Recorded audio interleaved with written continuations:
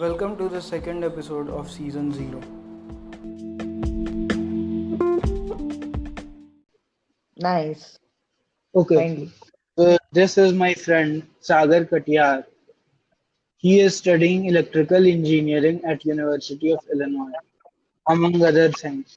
Hi. So, what do you have? Oh, you got coronavirus, infected by the big C. Yes, How I was it? did last. It was okay. Worst part was not being able to taste Maggie, which I had today, just now. So apart Now from your that, sense of taste is restored. yes, it has. Lungs are still a long way to go, but at least taste is back. And what about your family? Everyone's recovering. Everyone's more or less fine. Doing exercises to increase their lung capacity once more. But apart from that, no lasting damage, luckily. So, are you Hmm. returning to USA? Yes, I am in 2 weeks. What do you think about the ICE's new plan which they had of not letting in any foreign student who doesn't have to take a class on the campus. I mean, I get their perspective, and it was most probably political and less about actually worrying about the health and safety of its citizens. But I get, like, you can make a case for it, you can make a case against it.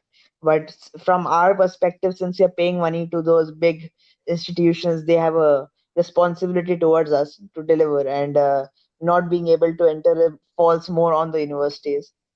But there's nothing to stop the country from banning us from entering. So. Yes, and first of all, the it doesn't make sense economically. What if the Mhm. foreign students don't go? Then so many shops and restaurants will be empty with loss of business.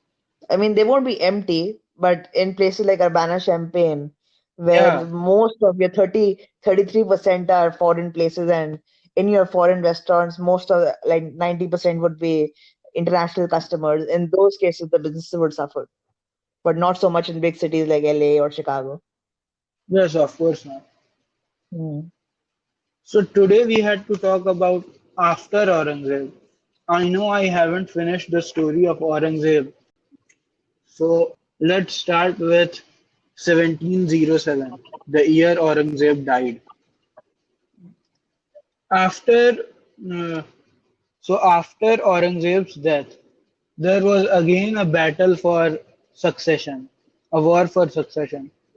And as I have told in the previous episodes, this battle of succession was one of the biggest problems with Mughal Empire. So Aurangzeb had decided to divide the empire in three parts, three equal parts, and divide it to his three sons. Uh, but in the end, the three brothers fought each other, and Bahadur Shah became the ruler of the Mughal Empire. He was 65 years old when he came to power, and he reversed some of the narrow-minded policies which were made by Aurangzeb, like the Jizya. Have you heard the previous episode? I have heard bits and pieces of it, but go on. So you understand the basic, like how the empire was then. Yeah, I have a rough gist. So he replaced some of the orthodox laws brought in by Aurangzeb, and he did some damage control also in the Rajasthan area. He replaced Jai Singh with his younger brother Vijay Singh at Amber, and he forced Ajit Singh of Marwar to submit to Mughal authority. And then he later restored both Jai Singh and Ajit Singh. So he did some damage control, some consolidation of the empire, which was essential. Then he granted Sardeshmukhi of Deccan to Maratha. So Sardeshmukhi was a process where you gave the rights to collect taxes to some other ruler or to some other minister. The area was under your domain, but the right to collect taxes was under someone else. That was called Sardeshmukhi.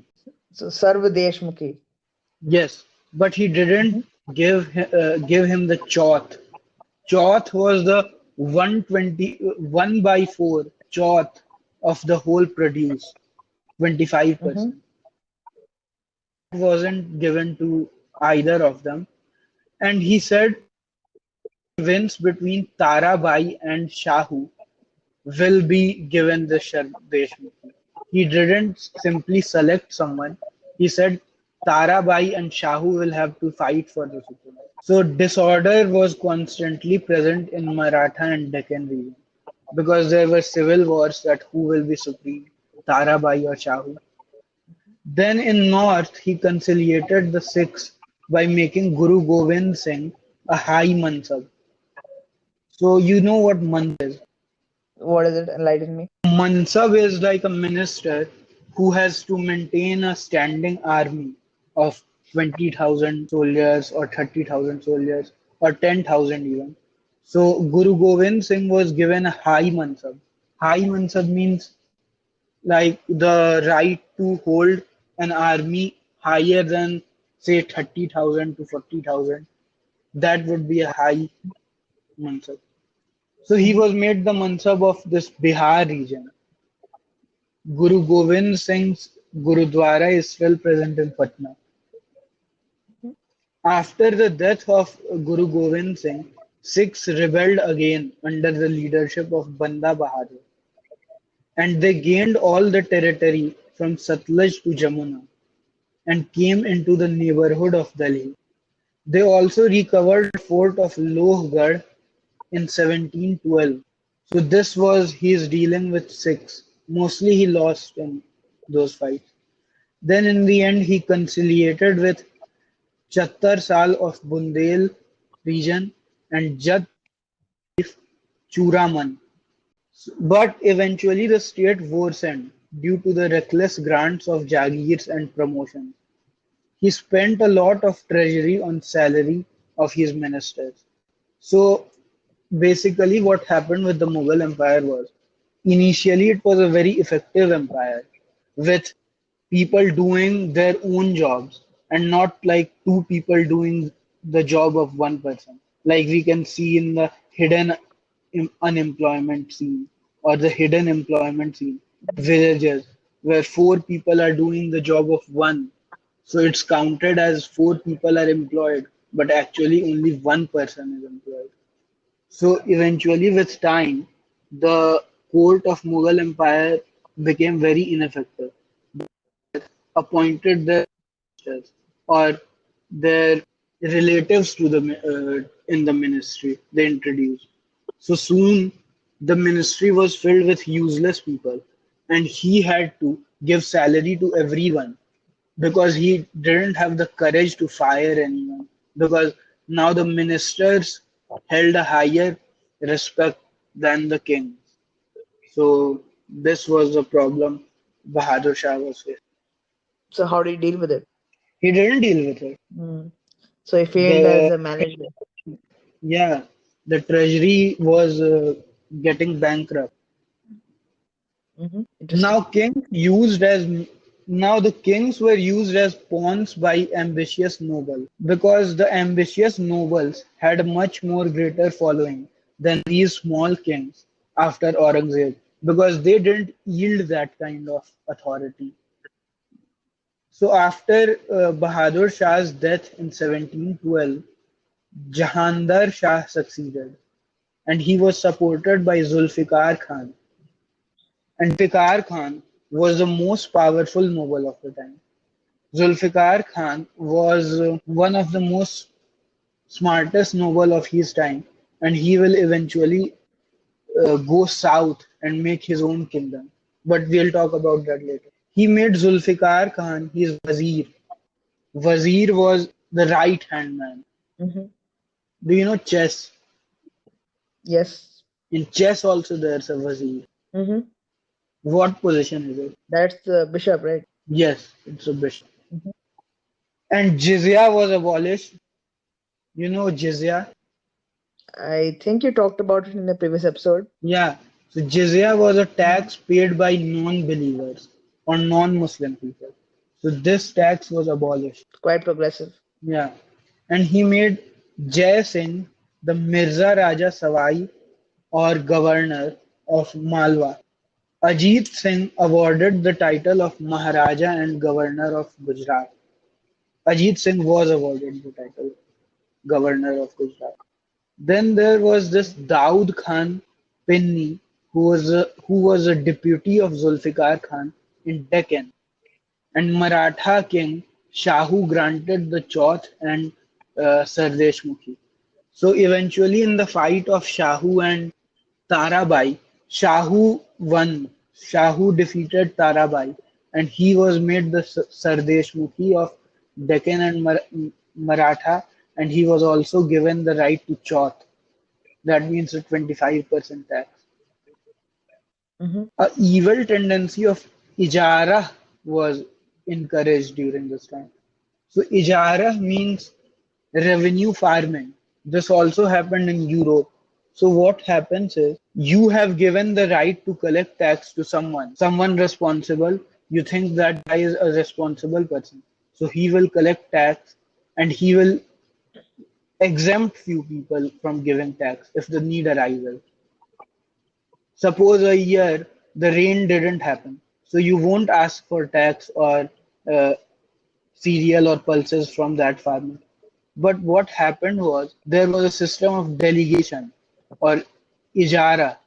So the guy who got the job of collecting the tax delegated it to someone else, and it made a hierarchy that there's one guy who has to collect rent, but he gives it to someone and tells him that you take 5% out of it, but you get me the tax. Then he delegates it to somebody else and tells him you take 5% cut of the tax, but return me 95%. So eventually the connection of the tax collector and farmer is no more. So there's no connection between them. So they use illegal methods and they use coercive methods like beating them, confiscating their lands, and such things to get the taxes. So the system became very weak and very cruel towards the farmer because of this system of ijara. Mm-hmm. So does the tax collected, the tax due go up, or does the revenue earned go The down tax collected goes in such up, a case? but the morale of the peasants goes down. So eventually, through time, Yeah, nice. get down. So in India, the farmers Mm-hmm. and the peasants aren't taxed a lot. So they have the incentive to increase their production, right? But if you know that Mm-hmm. already 25% of your uh, produce will be taken away, you will be like, whatever I produce, I have to give 25%. So I'll produce only that much in which I can sustain myself. So the farmers didn't have any incentive to produce more, to be creative in their farming, to be productive in their farming. So a bad situation came over the rural India, which continues till today because many farmers don't have incentive to grow their like grow their productivity out of their farms. I mean, now they are providing additional incentives Yeah, for now them to grow. So now it's government definitely is better. definitely doing Hmm. its job. I mean, I hope they are doing their job.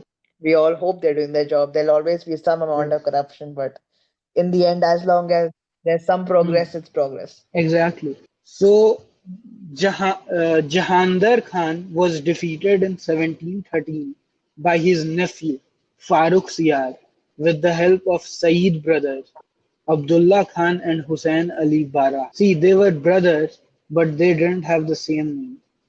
One was called Abdullah Khan and the other was called Hussain Ali Khan Bara. Hmm. So Abdullah Wazir of Wazir of Farooq and Hussain Ali Khan Baraha was made the Mir Bakshi. Mir Bakshi means chief minister. Mir Bakshi. Prime minister. Hmm. Farooq Siyar didn't let Saeed brothers practice their hands freely. So they were deposed. So they deposed and killed him in 1719. So the two brothers who were nobles, they killed the king because he wasn't letting them rule or control. Hmm. So this was how much influential these nobles were, because they could do anything. Even the king could be killed by them. So these nobles, basically, the noble families had more power than the Yes, king. some of them, because the kings weren't So trustworthy. how does the British coming along change the dynamic, or does it improve it, or does it bolster it to a We will certain see that. extent? We'll see that. I'll tell you something interesting. In Hmm. in 1686, during Aurangzeb's time, the British East India Company was a very weak company. It didn't have its army. It didn't have anything. So they just came to the Mughal Empire, and they demanded for trading rights, the right to trade their stuff, to take stuff from India and trade it outside, or to trade English stuff in India. Uh, so this was their main job. So they settled in small factories which they opened near coast, because opening it near coast was easy for them to export and import things. So they first had to get Farman from the king or the emperor to be allowed to do these trading. So in 1686, the British East India Company unsuccessfully tried to obtain a Farman which would grant England regular trading privileges throughout Mughal Empire. And this initiated a war called Child's War. And this, yeah, and Child's this War. hostility against the empire ended in a disaster for the English, particularly in 1689, when Aurangzeb dispatched a strong fleet of grab ships from Janjira that blockaded Bombay. This ship was commanded by Siddiq Yaqub. And one more thing which is important, at that time, English Navy was one of the most strongest navies of Europe, and Aurangzeb blockaded this navy with the ships made in India by Indians during that time. So it's not like Indian Navy was Hmm. weak. So what was weak? What happened next? The politics killed them. So we'll get to that. So I was telling about this child's war. So eventually, what happened was, mm, Hmm. in Aurangzeb got so angry at the corruption of British East India Company. So what happened was, they tried to get this farman, and Aurangzeb gave them this farman and allowed only the things traded by British East India Company to be traded without tax. But they used this farman. They gave it to some other traders also, like giving your ID card to someone else so they can also swipe in and get inside. You get the point. So they Hmm. gave this farman to other people also for some return, for some cash or some kind. This wasn't liked by Aurangzeb because this led to decline in revenue. So he seized their Bombay factory, their Calcutta factory, and their Madras factory, and emptied their factory and chased them out of the land. Like they were all on their ships and going back to India. But they stopped in Madras and they settled in Madras for a while. And then after 5 years, in 1695, somehow they pleaded Aurangzeb and got the Farman back, and they promised not to do those mistakes again. So this is how English British East India Company was.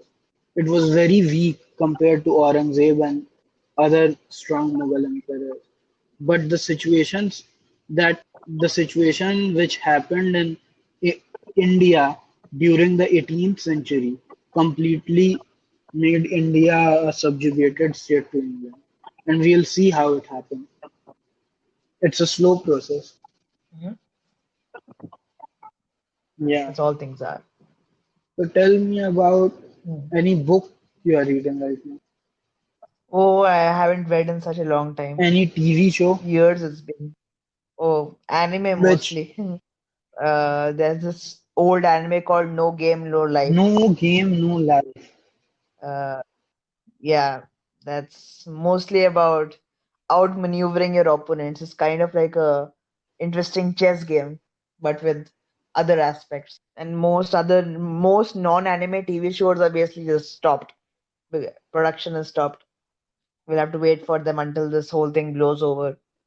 So until then, anime and manga. That's what I read. That's what I But watch. anime, what are these people called who follow Japanese culture too much?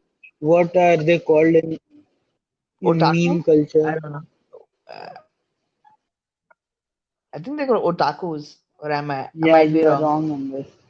They are called simps. Yeah. No, they are not called simps. They are No, Sims is just simple. anybody being a bootlegger. That's the Sim. It's called. I don't remember it right now. But anyways, let's Hmm. get ahead with history. Saeed brothers Yes. abolished jizya, the taxation system of non-Muslim people. So they abolished jizya and tried to reconcile with all sections of nobility. So the nobilities were also divided. They had divided interests and their own interests.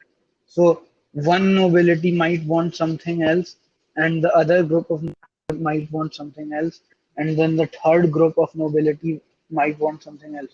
So the whole court, the whole administrative system was divided. So they tried to Hmm. reconcile with all sections of nobility and other kings. They gave King Shah-Elect Sardeshmukhi of 6 provinces of Deccan and gave them an army of 15,000. 15,000 soldiers is not that big, but it's good. It's good. So you said earlier you mentioned that your Mr. Guru Gobind Singh got 30,000. Yes. So and that was a high Yeah. something. So this already falls under the medium Yeah. category. This is not too much Hmm. because they might not have wanted them to become too strong. They might, if they had let them make an army of 50,000 or 60,000, they could have attacked, like they could have had a internal rebellion and they could have attacked Delhi on their own. So just giving away the army is not so prudent all the time. Yeah, it Yeah. becomes risky otherwise, I guess. Hmm. So in 1720, Nizam ul Mulk and Muhammad Amin Khan, supported by Emperor Muhammad Shah, killed Hussain Ali Khan. Two nobles combined with the emperor killed one of the brothers of the Sayyid brothers and defeated the other brother in a war. They were called the Kingmakers. The Sayyid brothers were called Kingmakers because in this career of theirs, 7 years from 1713 to 1720, they made 3 kings.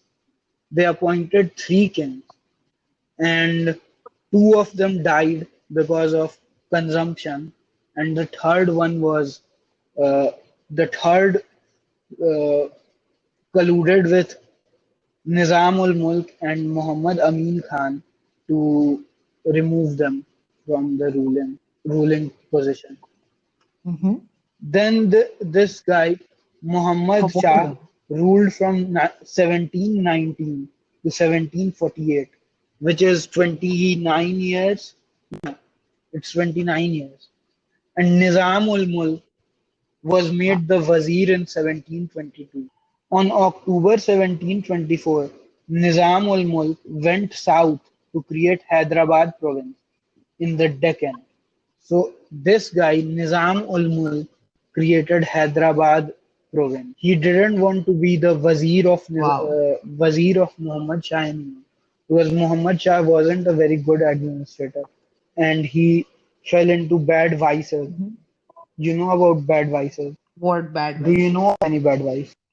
Mm, I mean, I know many bad vices, but what are these bad vices refer to? Tell me about some bad vices you know. Uh, let's say gambling, The, drugs, the, yes, the, lots of partying the, and the things that go along with it. So this guy Muhammad Shah was a hardcore party man, and he was losing a lot of his nobles. He was losing a lot from his treasury. So this was not a very good deal. So Nizam ul Mulk went south, and he said, "Okay, you will be the emperor. I'll just be the ruler of this province." So he accepted the Mughals as the emperors, but he made his province of Hyderabad, which was mostly autonomous in Deccan. He made it, and then he made his position hereditary. So basically, Hyderabad was now divided from Mughal Empire. All the next kings of Hyderabad Mm-hmm. were going to be Nizam ul Mulk's sons and then grandsons, and then like it hereditary. Yeah, Their and descendants. they had their allegiance Hmm. to the emperor. And this thing happened in many places in India, in Awadh, in Punjab, in Bengal. After this happened in Hyderabad, this happened with Bengal, Awadh, and Punjab. Plus, the Maratha Sardars overran Malwa, Gujarat, and Bundelkhand. So the Rajasthan part, which was mostly loyal and in ally- in alliance with the Mughal emperors throughout the previous 2 centuries, was captured by Maratha kings, and Bengal was divided, Hyderabad was divided, Awadh was divided. So Mughal Empire was just a small empire from Delhi to Agra now. It wasn't the big empire which it was during Aurangzeb's time. And this all has happened just in Hmm. the span of 30 to 40 years. Aurangzeb died in 1707, and the state started to come up in 1720. So the moment Aurangzeb died, the Mughal Empire's doom, the countdown had started Yes, essentially. yes, That's what you're trying to say. Mhm. exactly. I mean, that's what we usually say. It's easier to obtain power than is Yes, to hold it. and it's much easier to lose power. Yes, exactly. Have you ever lost power? Uh, I mean, what kind of power are you referring to? I usually don't believe in having long-term power. It's only short-term power, so that's not to be gained Hmm, or lost. that's constant. Okay. Hmm. Now, in the late 1730s, in the second part of 1730s, Nadir Shah plundered Delhi. It happened exactly in 1738 to 1739. He plundered Kabul and all the area west of Indus was lost. Muhammad Shah died in 1748. Ahmad Shah Abdali, a general of Nadir Shah, plundered North India multiple times between 1748 and 1767. Abdali defeated Marathas in 1761 in Third Battle of Panipat. So read makes me sad sometimes that this word plundered and raided and how India lost in those battles. And it reminds me of Akbar or Shah Jahan or Aurangzeb, who might have fought, who might have fought and given them a good competition. So when you were asking how the Britishers came to rule India, so they saw these raids and plunders of Mhm. Ahmad Shah Abdali and Nadir Shah, and they realized that the Mughal Empire at the center is not that strong anymore. It's not as strong as it was 50 years ago when Aurangzeb chased them out of the land. So they also started getting involved in politics, and eventually they fought some wars and they won a lot of territory. Typical snake move. Snack, you would say, but for an English person, they were right. If you are Indian, That was a smart yeah, move from their if you are perspective. Indian, Yes. and the way the BJP government has colonized Kashmir, how do you feel about it? Do you ever Hmm. feel like it's bad, or you feel it was a smart move? Hmm. I mean, it comes down to a matter of perspective. I can see various perspectives on it and I can understand it. What you can understand? I don't think I'm entitled to have a No, personal opinion. everyone is entitled to have a personal opinion. I mean, to be entitled to a personal opinion, you should have some amount of personal stake in the No, matter. it's not like Because that. if you do not have a If you personal are stake watching, and you then if you do not have a personal stake, you can say it objectively, but you can never have a personal opinion no, you because you can't need to have some actually say stake. objectively. You can say subjectively because what's your personal thought is personal to you, and that's how you believe. And you don't have to have a stake in something to have a view about something. Suppose you are watching a match, a cricket match, and you don't have stake in it, but still you get involved in it. See, there are thoughts and then Okay. there are opinions. One comes from a place of rationality, one comes from Hmm. a place of emotion. So to have emotion, you need to have some involvement. You can have thoughts. I can have thoughts on the Kashmir issue, but I do not think I'll have an opinion on the Kashmir issue. Okay. Like there's a fine distinction, but that's somewhere I draw the So what line are your between two. thoughts on the Kashmir issue? What do you think about it? I think that it is not being. I think anybody would agree that it is not being handled in the best way possible. Yeah, What do the you think same about thought it? as yours. I'm saying that they Hmm. don't even have the access to 4G. How will they do this social distancing and video conferencing classes? I think Kashmir is treated not as a place where people live, not as a state, not as a community. It is treated Competition. as a strict. It's an asset. It's a Yeah. commodity. The people in it are a commodity. It's a symbol for political If power.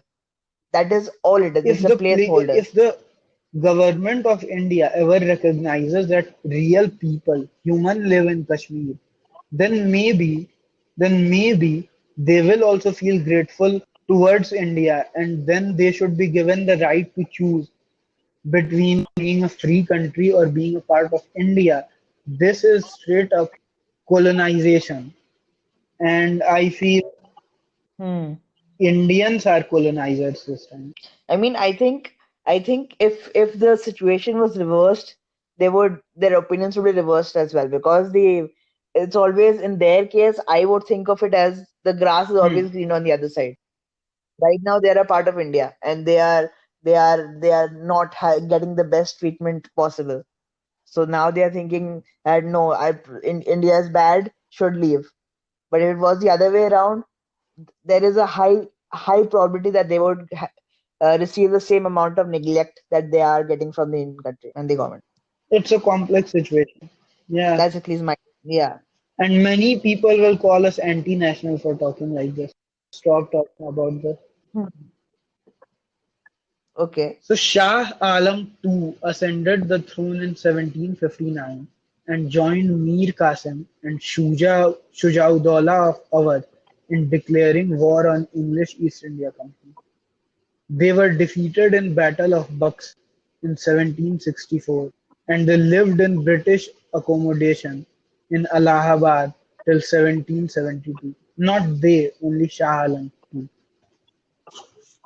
So what happened was that Shah Alam II came to throne in 1759 and he joined Mir Qasim and Shujauddaulah of Awadh. Shujauddaulah was from Awadh and Mir Qasim was in Delhi to declare a war on English East India Company to get back some of the authority which they had lost. But we'll talk about that later in great detail. Let's just look at some of the Mm-hmm. reasons for the decline of Mughal Empire, the last part of the episode. Mm-hmm. Episode Yes, zero, this is right? episode 0. Or it could also be the episode -2. Who knows? It's up to me. Hmm. Hmm. That's one of the what? Complete, complete control over Yes, your medium. one of the advantages of having your own podcast, even if nobody listens to it.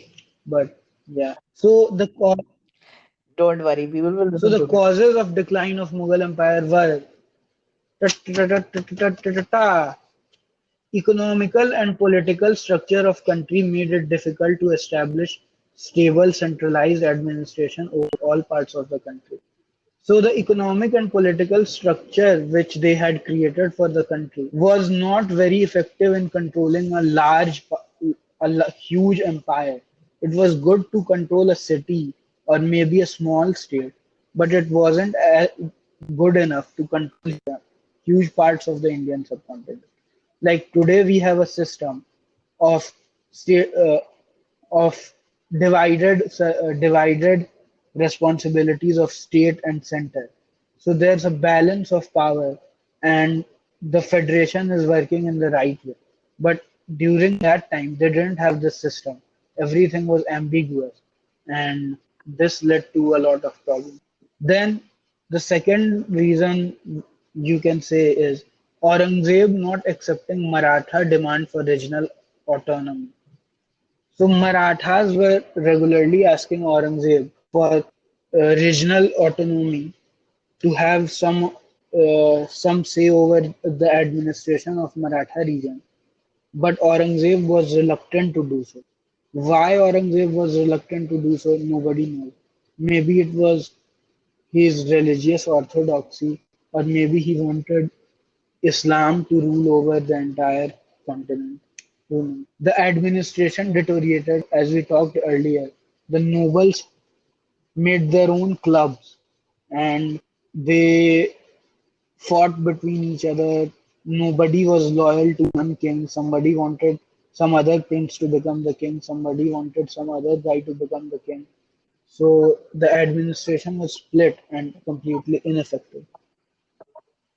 Then Hmm. Aurangzeb's fight with Rajput rulers made the Rajput rulers very weak, and it also made them a bit worried about their alliance with Mughals because Aurangzeb wasn't like Akbar or Shah Jahan, who had made a good relationship with the Rajputs. Aurangzeb had the idea of controlling a huge portion of land, so he didn't give autonomy to anyone. So he waged wars with the Rajputs, and this made the Rajput rulers weak and also the Mughal Empire weak. Then, of course, the succession were a big. The nobility became hereditary. This also I have mentioned before that the number of to increase Hmm. because nobles wanted their son to become the next noble or they wanted their brother to become nepotism within the nobility. Hmm.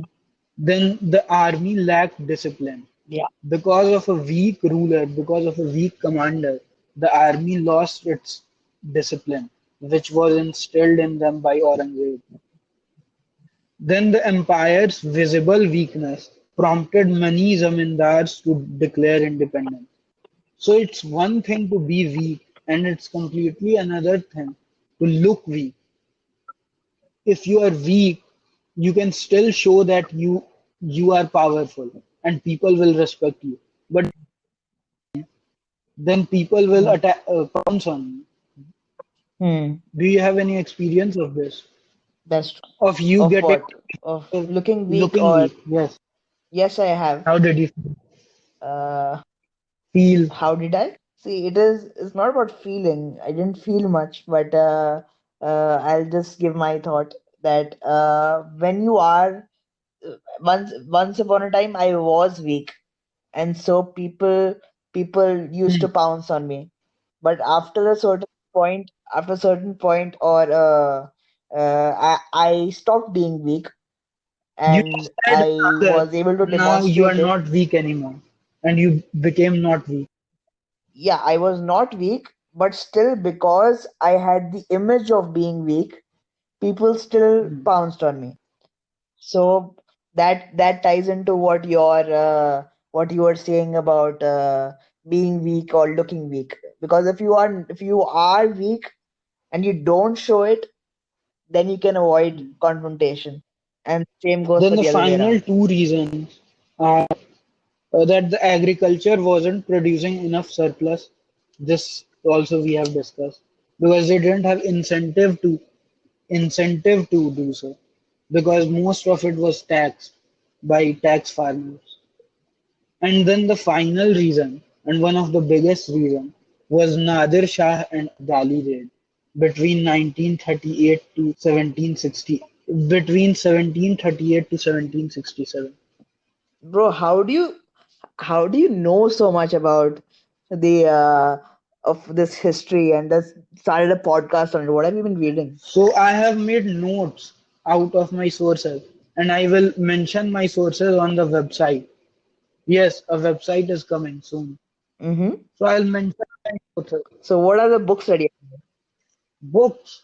Books I have read Bipin hmm. Chandra's History of.